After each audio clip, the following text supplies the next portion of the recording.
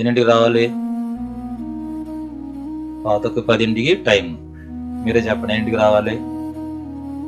11:11గా? అది కాదు, నేను మారు మనసు అయినప్పుడు సినిమాలకి వెళ్ళేవాడిని. టైటిల్స్ పోగొట్టుకునేవాడిని కాదు. ఎక్కడి నుంచి చూడాలంట సినిమా? టైటిల్స్ కాడి నుంచి చూడాలి. సినిమా అనేది లోకం, అర్థమవుతుందా? అది శరీరాన్ని ఉప్పొంగ చేస్తుంది, దేవునికి దూరం చేస్తుంది. కానీ దేవుని మందిరం ఏంటి చెప్పండి? దీవెన, ఆశీర్వాదం కదా. మరి సినిమాకి మనం ఆ టైటిల్స్ కూడా మిస్ అవ్వకుండా చూడని పరిగెత్తిన వాళ్ళం కదా.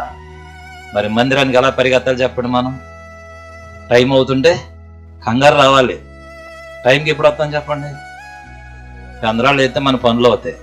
పెందరాళ్ళు ఇప్పుడు లేస్తాం? మీరే చెప్పాలి, ఆడవాళ్ళు మగవాళ్ళు. రాత్రి పెందరాళ్ళు పడుకుంటే పొద్దుటి పెందరాలు లేదు. రాత్రి 2 గంటల దాకా సెల్ల పట్టుకుని టింగ్ టింగ్ అంట చూసుకుంటూ ఉన్నాం అనుకోండి, శరీరం సహకరించు కదా. కాబట్టి రాత్రి పెందరాడు పడుకుంటే పొద్దుటి పెందరాళ్ళు లేస్తాం.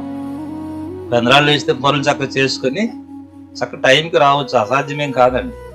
కాబట్టి మనలో ఏది సరి చేసుకోవాలో అది మనం సరి చేసుకుందాం, ప్రభు యొక్క సహాయం కోరుకుందాం, ప్రభు మనకు సహాయం చేస్తాడు.